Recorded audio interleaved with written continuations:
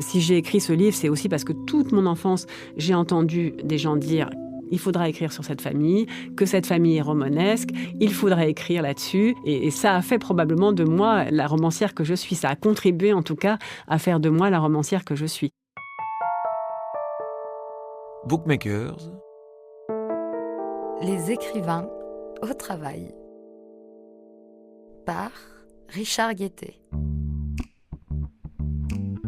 En 2010, une trentaine d'années après les vœux répétés de son entourage qui déterminèrent peut-être ainsi sa vocation, Delphine de Vigan s'engage tout entière dans l'écriture, qui ne durera que 9 mois, d'un roman prenant pour cadre et personnage sa famille, je cite, joyeuse et dévastée. Le temps d'offrir, plus précisément, un cercueil de papier à sa mère bipolaire qu'elle rebaptise Lucille. Publié à la rentrée 2011 aux éditions J.C. Lattès, Rien ne s'oppose à la nuit s'ouvre sur la découverte du corps de Lucille quelques jours après son suicide par Delphine elle-même. La romancière interroge longuement ses oncles et ses tantes, toutes celles et tous ceux qui l'ont connue de près, enclenche le processus, mais très vite, l'élan se brise. De Vigan écrit « Je sais aujourd'hui, alors que je ne suis même pas à la moitié du vaste chantier dans lequel je me suis empêtré, j'ai failli écrire du vaste merdier dans lequel je me suis foutu, combien j'ai présumé de mes forces. Quelle énergie faut-il pour faire naître un roman de deuil ? Comment s'autoriser soi-même à écrire puis à rendre public des secrets familiaux ? Comment rapiécer les trous de la mémoire ? Où se situe la frontière entre la vérité et la fiction ? Et est-ce que c'est un soulagement d'écrire tout ça, vraiment ? Je parie que les réponses à ces questions se trouvent dans cette deuxième partie de ce numéro de Bookmakers en compagnie de Delphine de Vigan.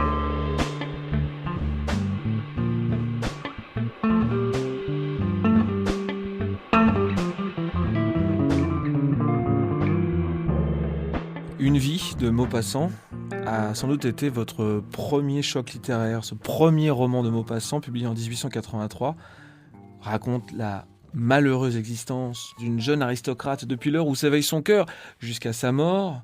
Et ce livre a pour sous-titre « L'humble vérité ». L'humble vérité, est-ce que ça peut marcher pour définir ce qui sera votre position, voire votre éthique au moment de démarrer l'écriture de Rien ne s'oppose à la nuit ? Ce serait pas l'humble vérité, ce serait mon humble vérité en réalité. Oui, très vite et au moment où j'ai commencé, j'ai entrepris ce travail un peu fou, je me suis dit il faut que j'affirme et que je réaffirme tout au long du texte, et je crois que c'est le cas, que ce n'est que mon humble vérité.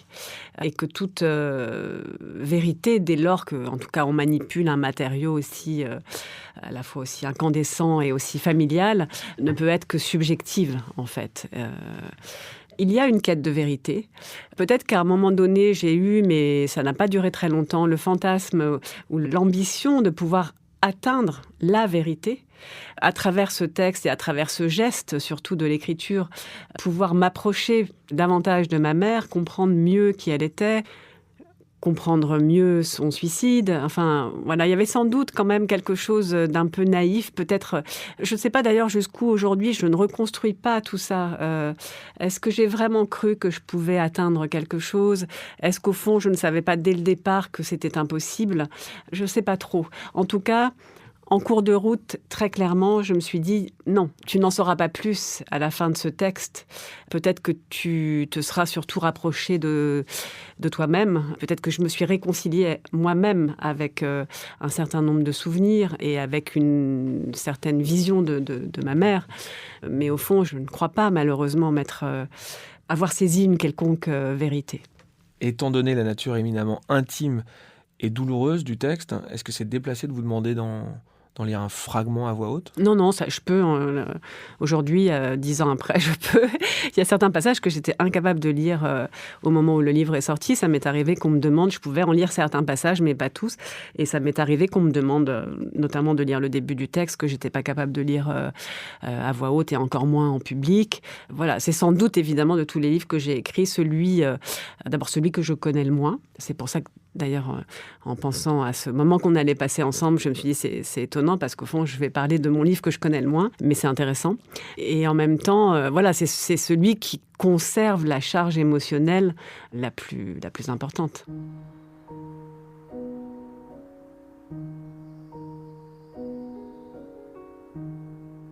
Je ne sais plus quand est venue l'idée d'écrire sur ma mère, autour d'elle ou à partir d'elle. Je sais combien j'ai refusé cette idée, je l'ai tenue à distance, le plus longtemps possible, dressant la liste des innombrables auteurs qui avaient écrit sur la leur, des plus anciens aux plus récents, histoire de me prouver combien le terrain était miné et le sujet galvaudé. J'ai chassé les phrases qui me venaient au petit matin ou au détour d'un souvenir, autant de débuts de romans sous toutes les formes possibles, dont je ne voulais pas entendre le premier mot. J'ai établi la liste des obstacles qui ne manqueraient pas de se présenter à moi et des risques non mesurables que j'encourais à entreprendre un tel chantier. Ma mère constituait un champ trop vaste, trop sombre, trop désespéré, trop casse-gueule, en résumé. Et puis j'ai appris à penser à Lucille sans que mon souffle en soit coupé. Sa manière de marcher, le haut du corps penché en avant, son sac tenu en bandoulière et plaqué sur la hanche, sa manière de tenir sa cigarette écrasée entre ses doigts, de foncer tête baissée dans le wagon du métro, le tremblement de ses mains, la précision de son vocabulaire, son rire bref, qui semblait l'étonner elle-même, les variations de sa voix sous l'emprise d'une émotion dont son visage ne portait parfois aucune trace. J'ai pensé que je ne devais rien oublier de son humour à froid, fantasmatique, et de sa singulière aptitude à la fantaisie. Je ne sais plus à quel moment j'ai capitulé. Peut-être le jour où j'ai compris combien l'écriture, mon écriture, était liée à elle, à ses fictions, ces moments de délire où la vie lui était devenue si lourde qu'il lui avait fallu s'en échapper, où sa douleur n'avait pu s'exprimer que par la fable.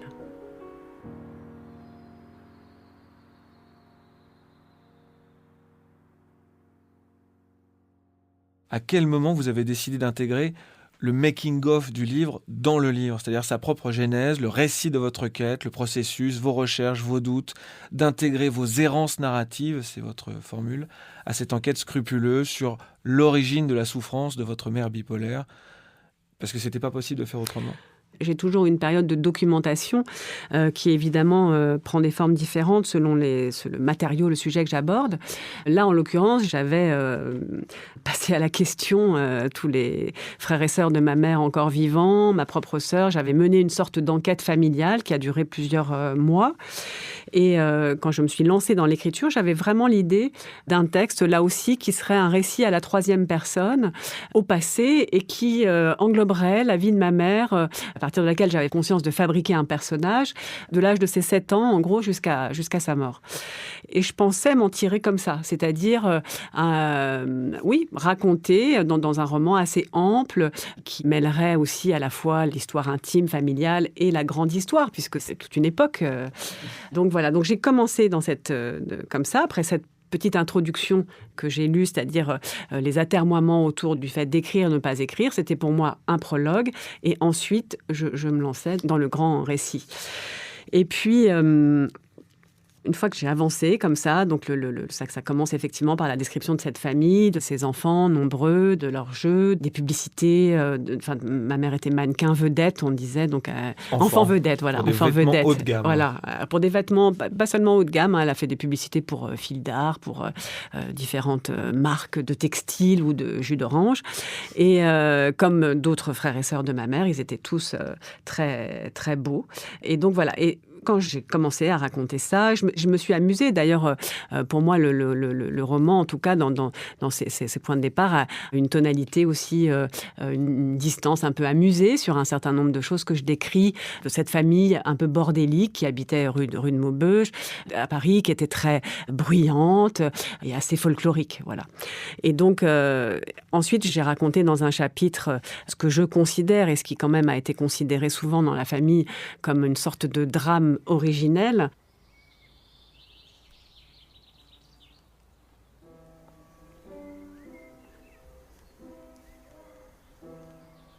La possibilité de la mort, ou plutôt la conscience que la mort pouvait surgir à n'importe quel moment, entra dans la vie de Lucille au cours de l'été 1954, à la veille de ses 8 ans. Désormais, l'idée de la mort ferait partie de Lucille. Une faille, ou plutôt une empreinte indélébile. Comme plus tard, la montre ronde aux traits épais qu'elle ferait tatouer à son poignet. Liane et les enfants étaient partis à Elle, un petit village d'Ardèche où vivaient les parents de Georges. Les journées s'écoulaient dans la chaleur du mois d'août, douce et pleine. Les enfants jouaient dans le jardin, se baignaient dans l'ozon, fabriquaient des objets avec la glaise de la rivière. Un après-midi, alors que Lucille s'exerçait au piano, des cris avaient envahi le jardin. Pas les cris des jeux et des disputes qu'elle n'entendait même plus, non. Des cris plus aigus encore, d'effroi qu'elle ne connaissait pas. Lucille s'était arrêtée, main levée sur le clavier. Elle avait guetté les mots sans parvenir à les comprendre. Pourtant, la petite voix de Milo, ou bien était-ce celle d'un autre enfant, avait fini par l'atteindre, parfaitement distincte. Ils sont tombés. Ils sont tombés. Antonin et son cousin Tommy jouaient sur les planches de bois qui recouvraient le puits, lorsque celle-ci avait cédé. Sous les yeux des autres enfants, les deux garçons étaient tombés. Tommy avait aussitôt refait surface. On distinguait sa présence, on pouvait lui parler. L'eau était glaciale, mais il semblait tenir. Antonin n'avait pas réapparu. Les pompiers étaient arrivés, équipés de leur matériel. On avait envoyé les enfants chez les voisins. Ils avaient longtemps cherché le corps d'Antonin avant de le trouver. Le puits donnait sur une citerne. Antonin était mort d'hydrocution.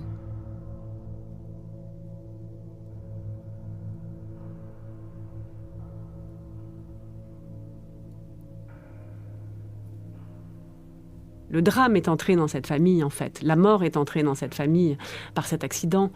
Et j'ai raconté ça, je l'ai écrit. Et puis, là, je me suis trouvée complètement arrêtée dans l'écriture. C'est-à-dire qu'en fait, en écrivant ça, je ne pouvais ignorer que j'avais fait le choix d'une version parmi plusieurs. C'est-à-dire que quand j'avais demandé aux uns et aux autres de me raconter la mort d'Antonin, les versions différaient en des points de détail. Est-ce que mes grands-parents étaient là tous les deux? Est-ce que mon grand-père était à Paris, il était revenu après? Est-ce qu'ils étaient présents dans la maison? Qui était présent dans la maison? Qui était dans le jardin? Moi, pour raconter cette scène, j'avais à un moment donné besoin de savoir qui était avec ces enfants qui jouaient, quels enfants étaient présents en fait. Est-ce que ma mère était là dans le jardin? Est-ce qu'elle était dans la maison, par exemple? C'était une question hyper importante. Mais non, en fait, alors personne ne pouvait m'apporter la preuve de ce qui s'était passé. Et les versions différaient. Et moi, j'avais aussi en tête la version de ma grand-mère qu'elle nous a souvent racontée quand on était petits. Parce qu'enfant, on a vécu aussi avec ces morts, ces frères morts de ma mère, qui étaient comme ça, je le raconte dans le livre, il y a eu les photos qui étaient posées comme ça, des frères morts, et probablement parce qu'enfant, on a une attirance pour le morbide, on demandait souvent à ma grand-mère de nous raconter, raconte-nous. Et j'avais choisi finalement une version, et non seulement je l'avais choisie, mais après probablement je l'avais transformée moi-même par l'écriture, en imaginant cette scène, en comblant des blancs, en décidant que ma mère était en train de jouer du piano, en décidant ce qu'elle avait pu ressentir à ce moment-là. Évidemment que j'en sais rien en fait. Donc en ça, écrire est forcément une fiction. Mais tout d'un coup, je me suis trouvée arrêtée parce que peut-être tout d'un coup, j'ai pris conscience à quel point cette entreprise de vérité, cette tentative de me rapprocher que j'évoquais, elle était complètement impossible, elle était totalement vaine en fait.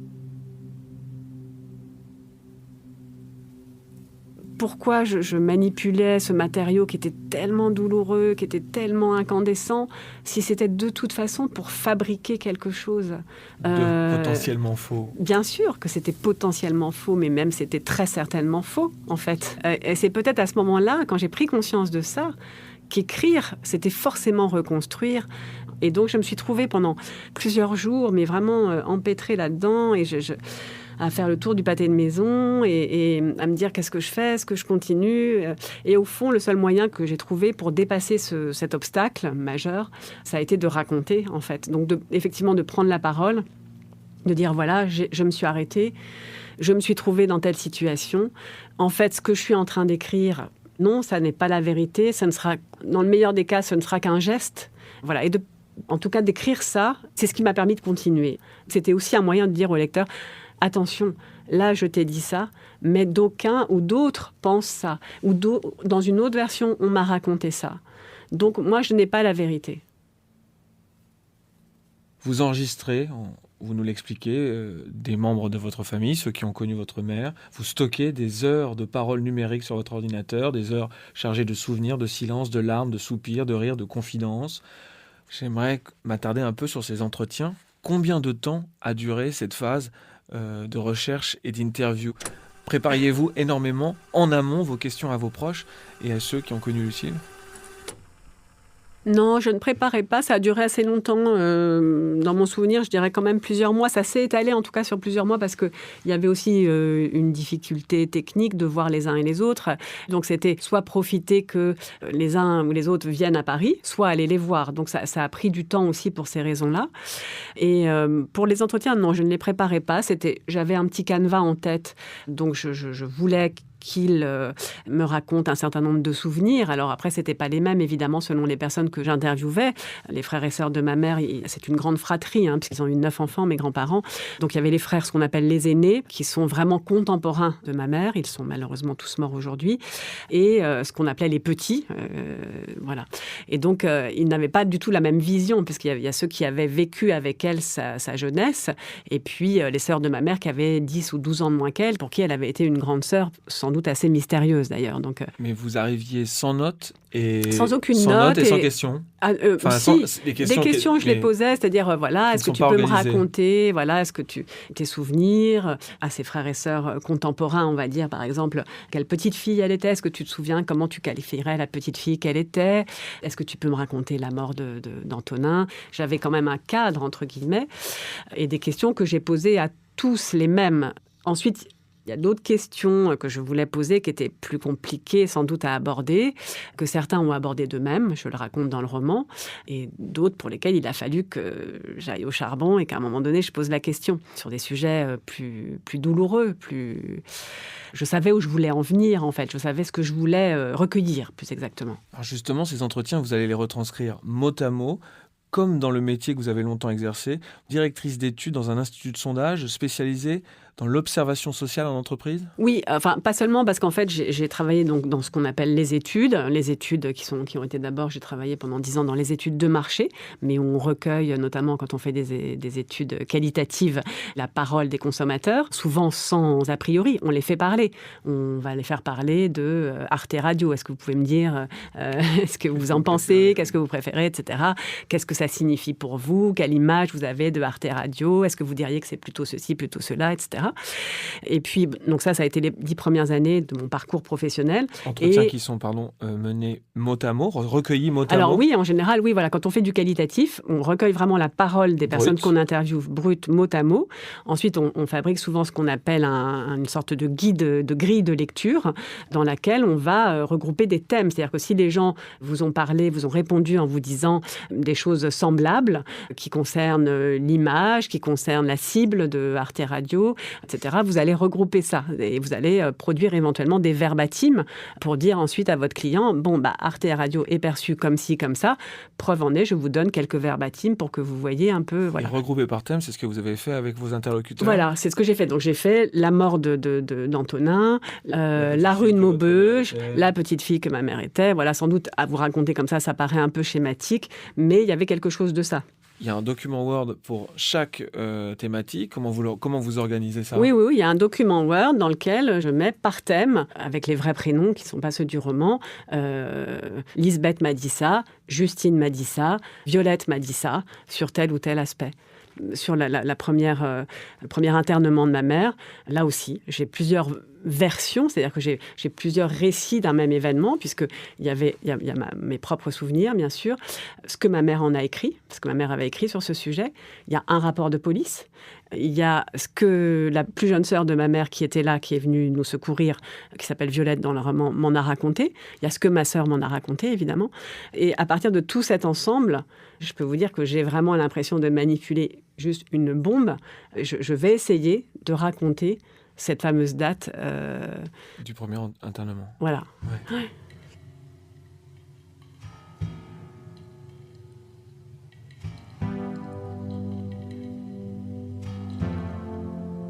De la journée du 31 janvier, Lucille garde un souvenir précis.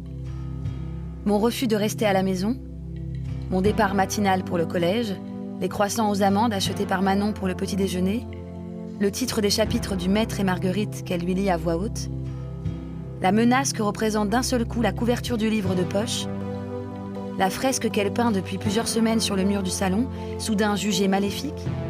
Il lui semble que les lignes entrelacées dessinent une croix gammée et qu'il lui faut effacer sur le champ. Elle demande à Manon de l'aider à la recouvrir de peinture blanche. S'impatiente de sa lenteur. Elle la secoue, la frappe pour qu'elle accélère, et puis arrive le pire, l'idée folle, qui s'impose comme une certitude qu'elle doit pratiquer de l'acupuncture dans les yeux de Manon pour la soigner, après s'être elle-même enfoncé plusieurs aiguilles dans la tête sous le regard terrifié de ma sœur. Dans la camionnette de police, Lucille se déshabille de nouveau. Sous la couverture brune qu'on lui impose, elle a des hallucinations dont elle se souvient. Jean-Marc, son frère, sortant de son cercueil, vêtu du bleu de travail qu'il aimait porter. À l'hôpital Lariboisière, on la juge trop agressive pour la garder. Elle est alors transférée au service psychiatrique du 13e arrondissement et finit par atterrir à l'hôpital de Maison-Blanche, dont elle ressortira 2 semaines plus tard, toujours en plein délire.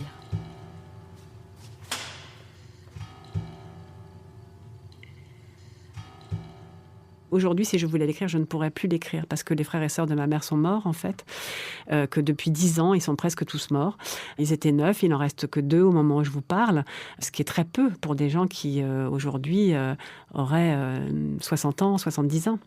Donc voilà.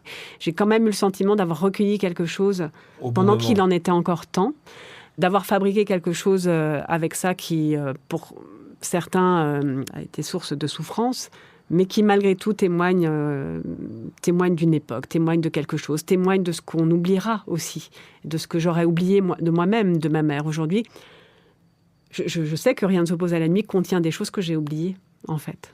Vous commencez très vite à écrire, dès les premiers entretiens recueillis ? Non, j'ai attendu d'avoir recueilli pas mal de matériaux. D'abord, il y avait les écrits que ma mère avait laissés. J'ai récupéré les fameuses cassettes que mon grand-père avait enregistrées, dans lesquelles il raconte toute sa vie, 50 heures d'enregistrement. Celles-ci, je les ai écoutées plus tard, c'est ce que j'ai fait en dernier. Mon propre journal intime, dont on parlait, donc que j'ai relu aussi une nouvelle fois à cette occasion, avec cet angle très précis qui était de retrouver des choses qui concernaient ma mère. Voilà, donc il y a eu tout ce travail de préparation, il a pris plusieurs mois. Et quand je me suis mise à écrire, j'avais à peu près tout sous la main. Je ne sais pas, j'allais dire assimilé, c'est pas vrai, parce qu'au fond, j'avais rien assimilé du tout. Mais en tout cas, tout était là, à peu près autour de moi. J'avais relu, j'avais organisé le matériau. Il me restait juste à écouter les cassettes de mon grand-père, que je rechignais à écouter. J'avais une appréhension. Et donc, que j'ai peut-être commencé à écouter au moment où je commençais à écrire. Vous construisez énormément vos romans en général. Il y a des phases assez longues de recherche durant lesquelles vous n'écrivez pas. C'est une phase de recherche, vous l'avez dit tout à l'heure, qui parfois peut même vous servir à rien, mais au moins ça vous met dans le bain. Vous observez, vous prenez des notes dans des carnets, vous échafaudez des plans. C'est une fondation, c'est une architecture. Et quand vous commencez à écrire, vous suivez des lignes tracées. Mais dans un cas comme celui-ci, à partir de toute cette matière recueillie, à quoi peut bien ressembler le plan, si ce n'est à la chronologie, disons, de l'existence de votre mère ? À rien d'autre en réalité, et de même qu'en règle générale, je construis des plans pour pouvoir m'en écarter d'ailleurs, mais là en l'occurrence, rien d'autre ne présidait en tout cas à l'avancement de la narration que la chronologie.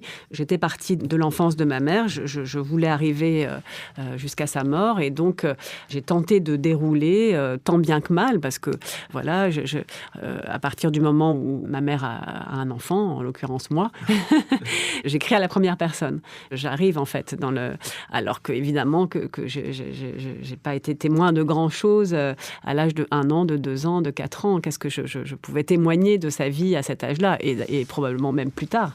J'ai avancé comme ça un petit peu à tâtons, j'ai navigué à vue avec pour seule ligne directrice en effet la chronologie. Mais je savais dès le départ qu'à un moment donné, je reviendrais en arrière. C'est-à-dire qu'il y a un épisode de la vie de ma mère qui concerne sa jeunesse que je n'ai pas évoqué volontairement au moment où il arrive, pour y revenir plus tard au moment où elle... Sans rappel, où il ressurgit. Il ressurgit dans manifestement pour elle, et où elle l'écrit, et où elle envoie cette lettre à toute sa famille en racontant ce qui s'est passé quand elle avait 16 ans. 11 heures. 1er juin. Premières angoisses. Comment vais-je gouverner ma pensée, faire mon repassage, parler à mes enfants, écouter autre chose que le vide? Mes doigts vont-ils trembler sur le clavier? Arriverai-je à travailler au lieu de répéter mécaniquement dans le but d'atteindre une improbable perfection? Ferai-je expier mon père, sachant qu'il ne peut me refuser aucun caprice que j'ordonne devant ma mère? Comme ce collier d'or que je me suis fait offrir récemment. Je dis à Delphine que j'écris depuis quelques jours. Je me sens coupable, elle me trouve bizarre. Mon écriture, si elle dure, ne peut être qu'un immense malaise. Nous partons pour notre maison de campagne. Je suis avec mon amoureux, nous sommes avec mon père. Je ne suis pas tendre, pourtant j'aime mon ami. La nuit, je ne dors pas, je suis traquée. Je vais pisser, mon père me guettait, il me donne un somnifère et m'entraîne dans son lit. Il m'a violée pendant mon sommeil, j'avais 16 ans. Je l'ai dit.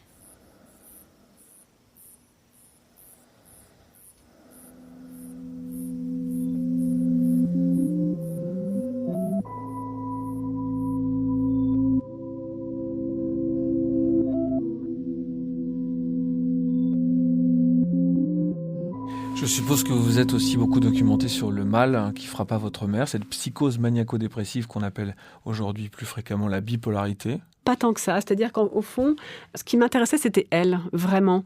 Cette maladie était assez peu connue, on en parlait très peu à son époque. Et d'ailleurs, quand ma mère a été internée, les premières fois, on appelait ça bouffée délirante. On disait, elle fait des bouffées délirantes. Ce sont des états souvent d'excitation, la phase maniaque. Elle n'est pas toujours joyeuse, hein, elle peut être assez triste. En tout cas, très active, très... Voilà, c'était l'alternance de ces moments avec des moments de très grande dépression. Mais au fond, on appelait ça psychose maniaco-dépressive, mais en l'occurrence, c'est pas quelque chose que j'ai entendu pour ma mère, par exemple. C'est quelque chose que j'ai entendu plus tard, quand on a commencé à comparer ma mère aux sœurs de ma grand-mère qui souffraient de la même maladie. Le mot bipolarité est arrivé beaucoup plus tard. Je me souviens que ma mère était déjà, je sais pas, elle devait peut-être avoir l'âge que j'ai aujourd'hui, quand un jour elle m'a dit, en fait, je suis bipolaire.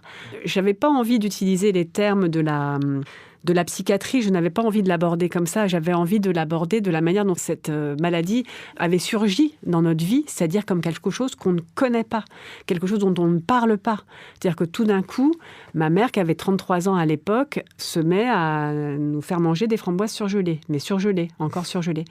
On va au restaurant, elle pique les frites dans l'assiette du voisin, ou elle se met à parler anglais alors qu'elle ne parle pas un mot d'anglais dans le train avec des gens. Ce que je voulais raconter aussi, c'est ce que ça représente, évidemment, pour des petites filles, en fait. C'est normalement, votre parent, c'est celui qui sait, c'est celui qui a raison. À cet âge-là, on ne remet pas en question la parole de ses parents. Surtout ma mère qui était si réservée, qui était quelqu'un d'extrêmement timide. Donc, c'est aussi l'incompréhension par rapport à la maladie que j'avais envie de raconter, parce que c'est ce à quoi elle s'est heurtée, en fait. Quand elle est tombée malade, aujourd'hui, ce serait différent. D'abord, aujourd'hui, les traitements sont sans doute beaucoup plus fins.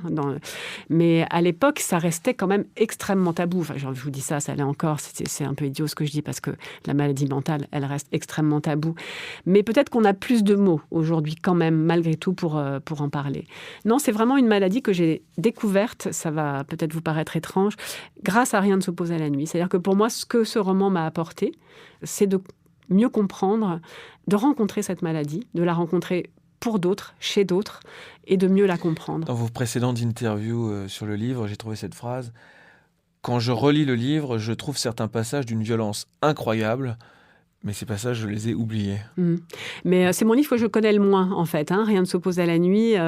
Autant, si vous voulez, vraiment, pour chacun de mes romans, je pense qu'il n'y a pas un paragraphe qui puisse m'être étranger, en fait. Parce que souvent, j'ai le souvenir du travail que j'ai fait, des questions que je me suis posées, Rien ne s'oppose à la nuit. D'abord, c'est un livre que j'ai écrit très vite, dans une forme d'urgence, entre 8 mois, 10 mois peut-être, qui m'a littéralement été arraché des mains par l'éditeur, dans le sens où il était prévu, et j'étais évidemment partie prenante, personne ne m'a forcé, mais il était prévu que le livre paraisse pour la rentrée littéraire de 2011, et je l'ai fini extrêmement tard par rapport au délai habituellement observé en pareilles circonstances. Et donc, c'était probablement d'ailleurs la seule manière de publier publié ce texte parce que vraisemblablement, si j'avais eu plus de temps, il n'est pas impossible que j'aurais fait marche arrière, en fait, en tout cas, peut-être sur certains passages. Ou voilà. Donc, et plus tard, j'y suis parvenue. J'ai accompagné le roman beaucoup en librairie. En plus, à l'époque, je ne voulais pas en lire moi-même des passages. Je me souviens qu'à la remise du roman Fnac, j'ai failli sortir de la salle en entendant quelqu'un lire un extrait de Rien ne s'oppose à la nuit. Et puis après, tout ça, c'est comme la boîte s'est refermée. C'est-à-dire que ça a été une sorte de tourbillon complètement dingue, la sortie du livre, l'accueil du livre, ce qui s'est passé ensuite avec certaines personnes de ma famille, etc. Tout ça, c'était beaucoup d'agitation, beaucoup de souffrance, beaucoup de... Et plus tard, des années plus tard, dans une émission, on m'a demandé de lire un extrait. Je ne me rappelle même plus lequel, d'ailleurs. Je ne saurais pas vous dire lequel. Et là, je me suis dit, putain, j'ai écrit ça. Oh, mais j'étais vraiment moi-même saisie, oui, par la violence, non, aujourd'hui, évidemment, je ne l'écrirais pas comme ça, en fait. Si aujourd'hui, pour une raison ou une autre, je me mettais en tête d'écrire la vie de ma mère, je ne l'écrirais pas du tout comme ça.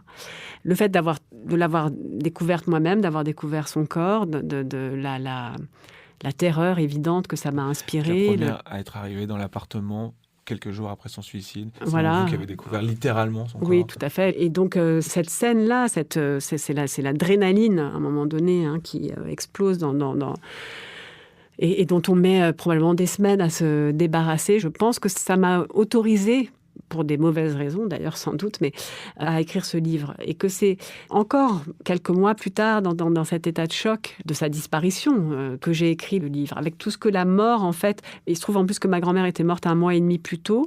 Ma grand-mère que j'adorais, à laquelle j'étais extrêmement attachée. Donc... tout ce que ça soulève, on ne sait même plus vers quel chagrin se tourner, en fait. Le chagrin et tout ça est tellement mêlé. Et en même temps... Ce sont des moments, comme dans toutes les familles, où on parle, on essaye de parler, où on se raconte des choses. Et en ce qui concerne ma mère, dans la mesure où, évidemment, il s'agissait d'un suicide, on essaye de comprendre et pourquoi et à côté de quoi on est passé. Est-ce que, finalement, toute sa vie, elle n'avait pas lutté contre cette idée du suicide et ranger les affaires et vider l'appartement. C'est une période très particulière où, précisément, on a les mains dans ce matériau complètement dingue de la mémoire, du souvenir, de l'affect, de tout ce qui se joue dans les familles, en fait. Et donc, voilà. Pour moi, le livre, il est écrit à la suite de ça. La première page du livre est terrible. Et j'ose à peine vous demander de la lire à voix haute. Est-ce que c'est quelque chose d'envisageable ou pas question ? Je ne l'ai jamais fait, je peux essayer.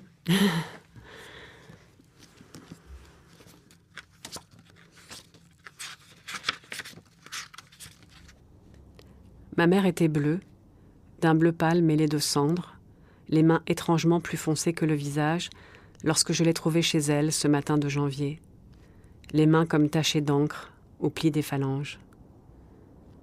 Ma mère était morte depuis plusieurs jours.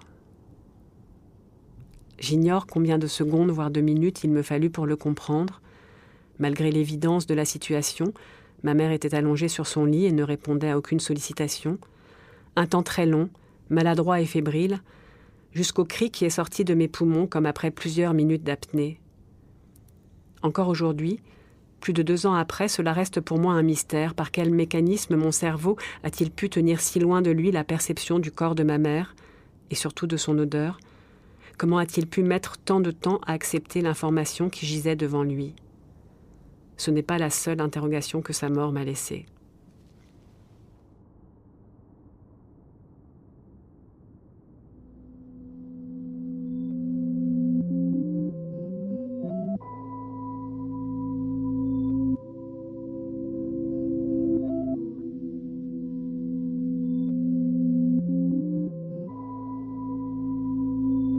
Il y a dans le livre un travail d'agencement des souvenirs qui, par juxtaposition, produisent des images très fortes.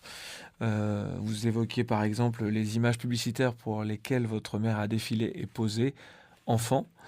Et puis tout de suite après, en 5 lignes, à la fin de l'un des premiers chapitres, vous évoquez la découverte, en vidant l'appartement de votre mère, d'une pellicule entière de photos qu'elle a prises, elle, du cadavre de son propre père, en costume beige et ocre, qualifié couleur de vomi.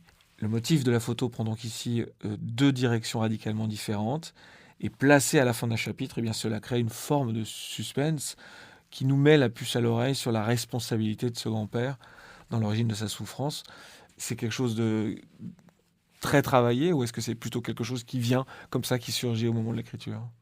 Typiquement, vous voyez là, couleur de vomi, je me dis c'est d'une violence incroyable en fait et en même temps, c'est ce que j'ai ressenti quand j'ai trouvé ces photos et je trouvais ça dingue de photographier sous toutes les coutures, le corps, de son propre père.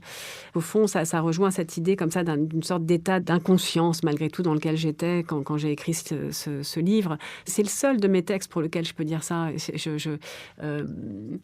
Parce que je savais que j'allais venir ici et qu'on allait parler de Rien ne s'oppose à la nuit. Et je me suis dit, il faudrait peut-être que je le relise.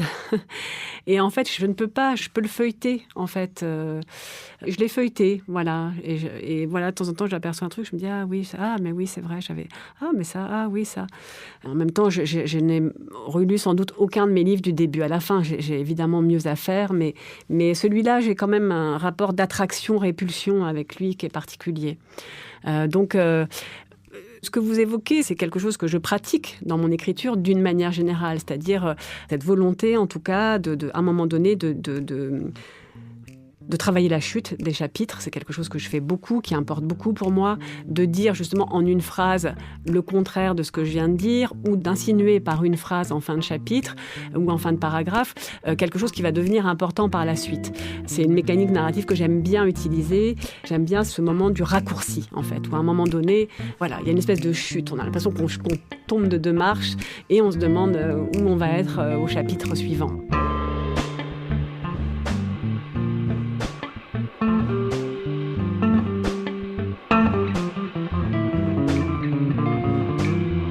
Suivre sur arteradio.com.